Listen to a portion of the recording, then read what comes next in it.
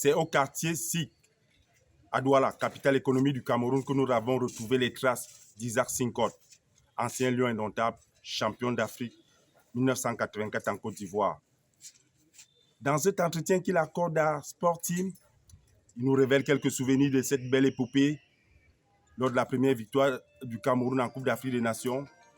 Il revient sur sa carrière de footballeur dans Dynamo de Douala, son club de cœur qu'il a fini par diriger. Il a quelques anecdotes très croustillantes autour des Lions indomptables, entre les filles de joie qui avaient été positionnées autour des Lions pour les déstabiliser et les tentatives d'empoisonnement de cette équipe nationale.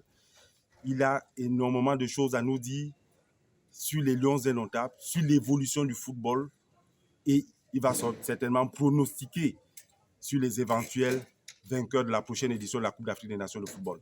Monsieur Sinkot Isaac, vous êtes champion d'Afrique 1984, il y a près de 40 ans, et dans quelques jours va se disputer la 34e édition de la Coupe d'Afrique des Nations de football. Autant que votre mémoire peut être fraîche, est-ce que vous pouvez nous rappeler quelques grands souvenirs de cette épopée des Lions indomptables? Juste, merci. En ce qui concerne Abidjan seulement, ou bien tout mon passage dans les Lions? Non, d'abord Abidjan 84. D'abord Abidjan 84. Je crois que pour moi, ce n'était pas une surprise. Puisque j'ai fait une classe là-bas pour le permis de conduire des moteurs marins à Tchikoubé, à l'école de navigation. Donc, mon arrivée en 84 n'était que pas une suite logique, mais un bon séjour. Ouais. Donc, j'étais dans ce milieu où j'ai évolué sans complexe. Sans complexe. Et plus souvent, c'est pas facile de jouer contre le pays organisateur parce qu'il y a beaucoup d'enjeux. Chacun veut gagner. Mais à l'époque, je me rappelle, le Cameroun n'avait pas une représentation diplomatique là-bas, à ma connaissance. Nous étions représentés là-bas par un responsable de la CAMER, une société aérienne du Cameroun, à qui on avait confié le préparatif de nos mets, parce que nous étions à l'hôtel Sobroko, si je me rappelle. Toutes les équipes étaient logées là-bas. Donc, nous, par prudence, sachant que nous jouons le match qui nous donnait accès en demi-finale ou les autres jours contre la Côte d'Ivoire. Donc, on a décidé de ne plus manger la nourriture de l'hôtel.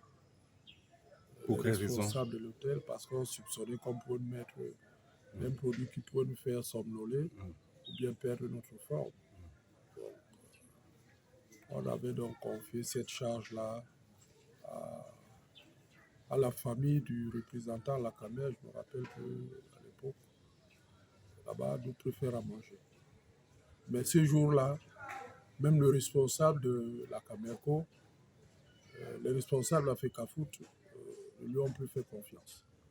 Donc, on a abandonné la nourriture sagement, ce que vous dites, pour aller rejoindre les responsables à l'hôtel Ivoire, qui avait notre regretté sultan, Bobo Ndoya,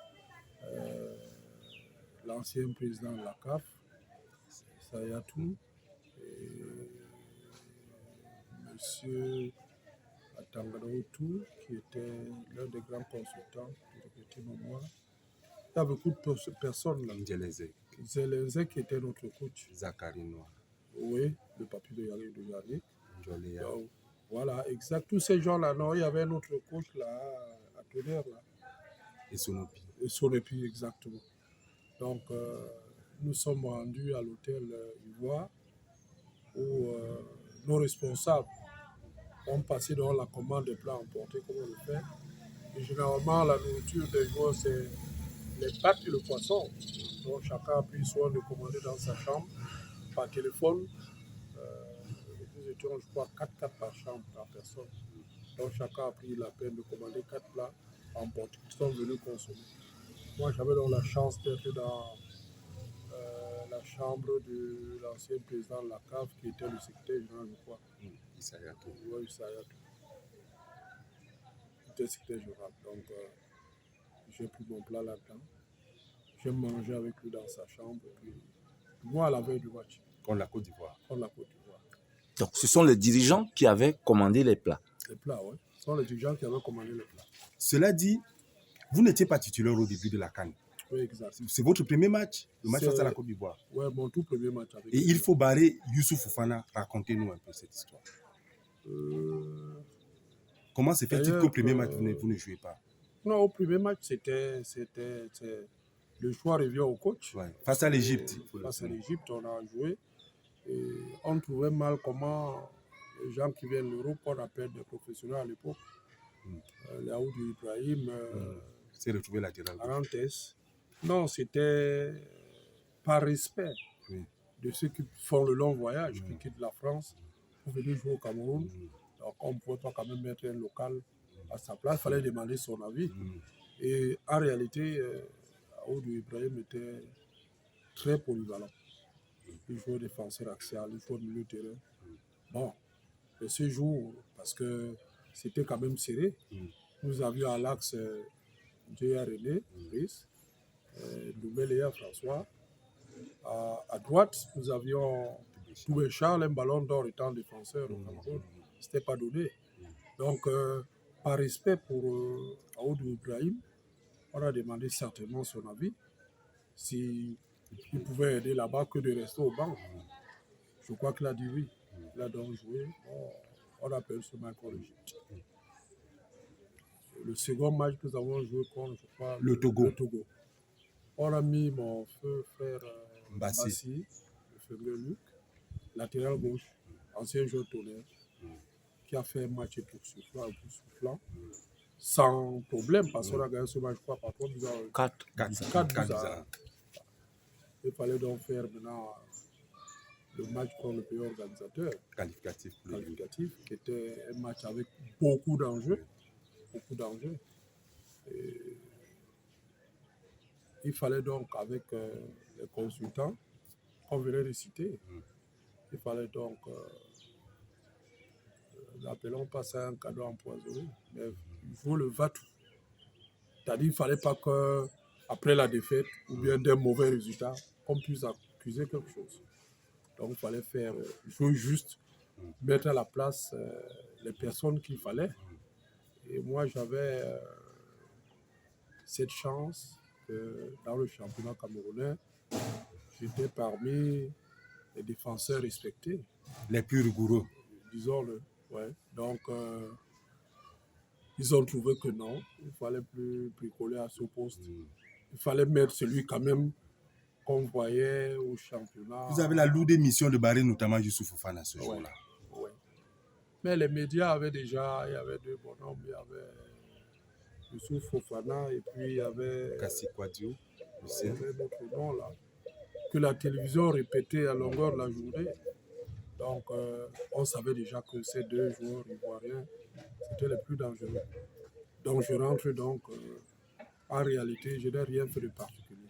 Je n'ai fait que ce que je faisais dans le championnat du Cameroun. Mais vous êtes quand même le passeur sur le premier but de Roger Mila de la tête. Oui, exact. Mais comme je disais, c'est pas extraordinaire. J'avais sur mon couloir mon co-chambrier, Njonke Bonaventure, avec qui on s'entendait très bien. Donc, le dédoublement qu'on avait l'habitude de faire, je passe le ballon, parce qu'il nous avait pressé. Bon, il y a une balle qui est arrivée sur Njonke, puis j'ai vu qu'il nous avait acculé juste à la limite de la médiane. Bon, quand j'ai vu que Rep avait le ballon, j'ai dédoublé en disant Rep, il m'a compris, il a placé dans le ballon. En fait, même ce ballon-là, puisque j'avais l'avance du dédoublement sur le défenseur, j'allais moi-même droit au but, mais j'ai fait un mauvais contrôle. Le ballon s'est retrouvé du côté gauche. J'étais latéral gauche, mais droitier, donc le pied gauche était moins bon que le pied droit. Donc le mauvais contrôle donc, au lieu d'aller sur le flanc centré du pied gauche. Ayant fait le mauvais contrôle alors que j'ai voulu aller tout droit au but, j'ai fait donc une passe de l'extérieur du pied. Un bon centre qui a atterri sur le front de l'excellent Roger Mila qui a foutu le ballon au filet.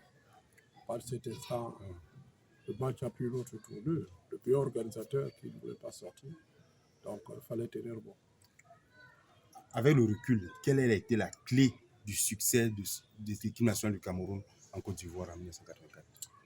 On voulait plus que toutes les équipes. On en voulait vraiment. Parce que le Nigeria, ce qui était toujours notre bête noire, on arrivait déjà à avoir le même niveau. Et en réalité, nous parlions le même langage. Nous parlons le même langage. Ça veut dire que le langage de rue qui est comme le pidgin. Quoique venant des clubs différents. Voilà. Donc, on se retrouvait dans le championnat, même ceux qui sont partis. Excellent Roger Mila, du moins Aoudi Ibrahim. Il a joué dans le canon, et tout. Donc, on se foutait, on savait. Donc, il y avait une complicité. On savait que tel était tuté dans son club. On se croisait dans le championnat. Et à quel moment on a placé des filles de joie pour vous déstabiliser? C'est quand le pays organisateur, vous savez, ils ont mis le paquet. Et on a eu la chance également d'avoir dans notre milieu quelqu'un qui avait fait le championnat, à savoir Ben Joseph Antoine, qui a joué là-bas, je crois, dans Africa Sport. Voilà, il a joué une finale là-bas contre l'Égypte. Bon, donc il connaissait déjà le milieu ivoirien. Avant qu'il n'aille professionnel, il a fait ses classes là-bas en jouant. Donc il connaissait déjà le comportement, disons, de la commission obscure, de déstabilisation des équipes. Moralement, bon, il a pris devant la scène. Ils ont habillé les jeunes filles en petite robe, petite culotte pour nous déstabiliser et tout. Et il y avait appelons ça, des produits hors communs qu'on peut appeler des trucs de la magie à l'entrée des vestiaires. Joseph Antoine Bell a pris le décision de dire que non, n'ayez pas peur. Vous pouvez m'avancer, vous allez suivre. Comme ça, on l'a suivi puisqu'il maîtrisait déjà le couloir de ses vestiaires. Nous sommes rentrés après lui. Donc, le moral là déjà, c'était bien, on avait plus peur que quelque chose. Au retour du pays, vous êtes chaleureusement accueillis. La journée déclarée fériée, racontez-nous la rencontre au palais. Ouais, tout le monde. Je ne sais pas comment qualifier cette fête-là, la toute première Coupe d'Afrique des Nations gagnée par le Cameroun. Ce n'était pas donné. Tout le monde était en joie. C'était d'abord surprise pour les uns et les autres. Donc, c'était fabuleux. Vous pouvez imaginer, il y avait les gens sur les toitures, partout en route, et tout jusqu'au palais. On a été bien reçus. C'est pas donné à n'importe qui d'entrer au palais. Donc, c'était une grande fête avec les membres du gouvernement, le président, son excellence Poulia, content, ça a reçu. C'est ça qu'on a vu dans les vestiaires. Mais sérieux, c'est le stade. C'est-à-dire dans les couloirs, l'entrée, vous savez, chaque équipe avait son appartement là où on devait se ranger. Donc, de notre côté, c'est pas du côté ivoirien, ils étaient aussi là-bas. Mais on a remarqué quand même qu'il fallait vous déconcentrer un peu. Bon, je crois que. Et c'était habillé comment? En petite culotte, vous savez, les matelots, comme on appelle maintenant, à fleur des fesses, là, si vous permettez le mot, donc avec des corsages, avec la poitrine presque totalement dehors. Et vous savez, le Cameroun, ce n'est pas la beauté des filles qui peut nous déstabiliser. Nous en avons suffisamment chez nous. Donc, c'était du vécu. Pour votre carrière en club, s'il fallait le résumer en quelques mots, oui, vos plus beaux moments, vos plus beaux souvenirs. La première et la dernière CAN que le président Excellence Amadou a remis à Gabon en 81. La Coupe du Cameroun. La Coupe du Cameroun. Face à l'Union de Douala. Face à l'Union de Douala, où écoulé, je n'étais capitaine et moi j'étais apporté le brassard de mon côté également. La dynamique. En 79, vous n'étiez pas déjà dans le Dynamo? À Dynamo, j'étais latéral gauche, mais le capitaine était Jim Marius qu'on fête son décès cette semaine. Ah, ok. En C'était Jim 81, Marius qui vous était êtes capitaine capitaine. à Dynamo. Juste après, 79, il n'a plus joué. La Dynamo n'a pas été qualifiée pour la Coupe du Cameroun. Notre puissant président Boussa trouvait que, parce qu'il prenait la Coupe du Cameroun comme l'a fait de la Dynamo, en 79, on gagne 4-21, on ne gagne pas. Non. Je n'ai plus capitaine, Sincote prend le brassard et on continue jusqu'à 87 quand j'arrête ma carrière. À la fin de votre carrière, vous devenez président de Dynamo, votre club de cœur. Pas directement. Ah, vous avez J'étais entraîneur, directeur sportif. directeur technique, ensuite président. Mais président, vous avez rencontré beaucoup de difficultés pendant votre règne. À quoi cela est-il dû? C'est pas facile d'être d'abord président de club, surtout amateur. C'est vrai, quand on est devenu professionnel dans une société, moi et mon groupe, c'était pas facile. Mais il fallait le faire puisque c'est mon milieu. Donc, je savais. Et j'ai mis du temps depuis ma première licence en 75. Donc, je savais déjà autour. Donc, mais ma sortie, j'ai fait 6 ans. Et moi, je me considérais comme le gardien du temple parce qu'il fallait que cette équipe que j'aime tant, qu'on ne vienne pas déstabiliser. Donc, je savais un peu la mentalité des uns des autres. Vous aviez dit d'entrée de jeu que vous êtes marin de formation, formé en Côte d'Ivoire. Oui. Comment vous aviez fait pour bien concilier votre métier de marin et celui de footballeur? À l'époque, il n'y avait pas tellement de complications. Porter d'abord les couleurs vert ou jaune du pays, c'était comme, disons, aller au front pour protéger le pays. Donc, les sociétés, en réalité, n'ont pas de consignes de complications à vous libérer parti parce que vous partez pour le pays. Donc, chaque fois, j'ai commencé au football amateur et chaque fois, les responsables au port, parce que j'ai fait d'abord le port voie navigable au Cameroun, j'ai fait l'Office national du port, qui est devenu le PAD, maintenant c'est CND, ça reste le PAD. Ouais. Donc j'ai fait les trois depuis le 1er octobre 1976 que j'ai été au port. Donc quand on me convoquait à l'équipe nationale, mes chefs d'abord étaient contents qu'un élément ait représenté la structure. Donc il n'y avait pas de problème. Comme mécanicien, il y en avait. Donc moi, on peut trouver 10 autres qui pouvaient assumer, jouer mon rôle. Quand vous regardez les Lions indomptables jouer aujourd'hui, quand vous comparez avec votre époque, est-ce que vous pouvez parler de l'évolution du football camerounais? Si, mais beaucoup de choses ont changé positivement. Mais quand je regarde, parce que j'essaie de voir également l'idée propre ou bien mes recherches, je me rends compte que tous les joueurs sont moulés dans un même moule, s'il faut le répéter, une répétition.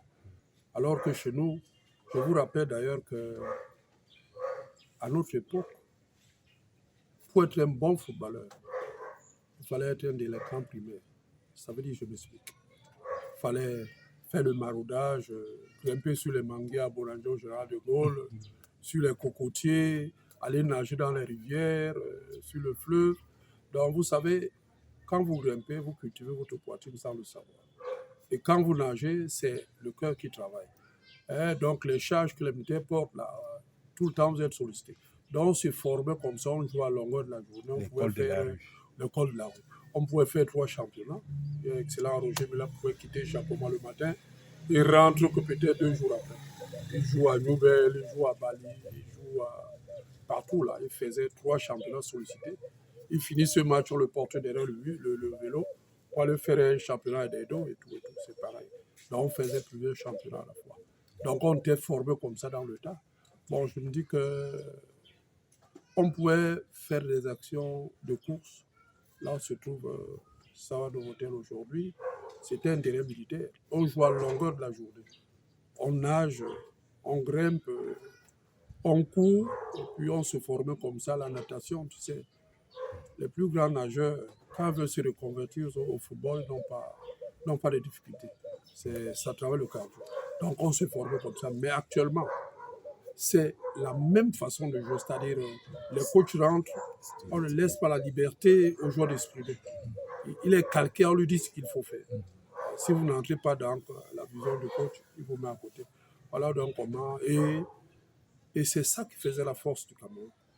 Où, au lieu de faire la double passe, comme Abé Gamila sur ce qui passe sur la CRTV, on pouvait refuser de faire la passe et accélérer comme Ebanga Ernest, ça peut aller marquer le but contre le Dijon. Donc, improviser de temps en temps, pas toujours suivre le schéma classique. Voilà, je crois que Vous avez regardé les Lions indomptables jouer. Ils se sont qualifiés dans la douleur. Est-ce que vous pensez que Rigobert est l'homme de la situation? Ou bien, pour reprendre son expression, est-ce que vous pensez qu'il est en danger? Pas du tout. Il n'est pas en danger. Mais c'est quelqu'un qui est arrivé au moment où les choses veulent changer. Et généralement, c'est souvent difficile que les gens acceptent que notre travail. Vous savez, nous sommes tous dans des grandes métropoles où c'est les motos qui dictent la loi. Mais je peux, en faisant la menuiserie, en rentrant le soir, si j'ai en moto porter les passagers, c'est comme ça qu'est devenu la vision de notre équipe. C'est-à-dire, tout le monde peut parler de football, mais sans être de la profession, du métier. Donc, il faut souvent qu'on se supporte. Il fait de grands jobs. Et tous ces coachs qui encadrent les enfants, que ce soit la natte ou autre, font le boulot qu'on les laisse faire. Moi, je crois que ils sont dans la bonne voie. C'est valable pour le président de la fédération, Samuel Eto'o. Vous pensez qu'il est sur la bonne voie? Également, là, lui, c'est une chance que nous avons. Avoir un président qui a les bras longs et qui a la chance d'avoir autour de lui ses aînés et les moins jeunes. Mais chacun dit, c'est pas pour rien que les pays ont des drapeaux. Le drapeau du Cameroun n'est pas celui du Sénégal, même ou bien du Niger, mais il y a un renversement de couleurs autres. La France, même, c'est le bleu, blanc, rouge. Nous avons vert, rouge, jaune, frappé d'une étoile. Mais qu'on accepte que ce qui est au Cameroun ne soit pas pareil à ce qui est au Gabon, ou bien au Mali, ou bien au Soudan. C'est ce que les gens ne veulent pas. On fait des comparaisons, on fait des projections qui ne tiennent pas. On a eu la chance d'avoir à la tête de cette fédé un jeune. Si on lui laisse le temps, moi, je crois qu'il fera de très bonnes choses. Je crois qu'il est en train de démontrer. Rien n'est plus comme avant. On perd les joueurs avec les comptes. Maintenant, les gens ne se plaignent plus. Et les filles, on voit comment ça évolue. Avant, qui pouvait croire que ces jours qu'on ait un championnat où les filles ont des salaires? Vous savez, il y a beaucoup de choses. Bon, mais là-dedans, il y a certains présidents qui étaient mes anciens collègues qui ne jouent pas le franc jeu. Et c'est d'ailleurs pourquoi vous verrez que les équipes personnelles, les 5 codes football risquent de disparaître. Ouais, il y aura les clubs ethniques, le Canon, la Dynamo, l'Oryx, le Léopard, le Racing, le Sport, voilà, Tonnerre et autres. Moi, je crois que c'est les équipes qui vont rester. Les autres individuels, moi, je crois qu'ils vont perdre la preuve. Vous savez qu'on n'a pas encore remis les subventions aux équipes, parce que je sache. Parce que c'est des sociétés. Ils doivent d'abord fonctionner comme société pour après maintenant attendre la subvention. C'est un peu comme l'État subventionne même les écoles primaires. Mais est-ce qu'ils font du bruit? Ils fonctionnent d'abord, mais après, l'État donne les subventions, ça passe même inaperçu. C'est comme ça que ça doit être. Vous semblez être très optimiste, M. Sinkot, même pour les Lions indomptables. Nous sommes à un peu plus de 2 mois du début de la CAN. Si vous deviez faire votre pronostic, sur d'autant plus que le tirage au sort a été effectué, à votre avis, qui peut gagner la prochaine CAN? Faites d'abord très attention ou bien avoir un coup d'œil sur le pays organisateur. Je me rappelle la dernière fois que nous sommes passés au plateau, le président fait Boigny de recruter mémoire. Il nous a dit qu'on avait affaire aux éléphantos, mais qu'ils auront affaire aux éléphants. Moi, je crois que je retiens. Donc, c'est ça que je suis en train de voir. Après la Côte d'Ivoire, Après la Côte d'Ivoire, certainement. voyez. On risque même de se croiser en finale avec celle-là. C'est pourquoi j'ai parlé de ça, c'est-à-dire les lions indomptables contre les éléphants. Ils sont déjà les éléphants, maintenant c'est plus les éléphants qu'on représente. Vous ne voyez pas d'autres pays? Non, mais nous savons qu'il y a d'autres pays qui émergent. D'autres pays qui émergent. Il y aura un pays qui sera visé par tout le monde, qui est le Sénégal.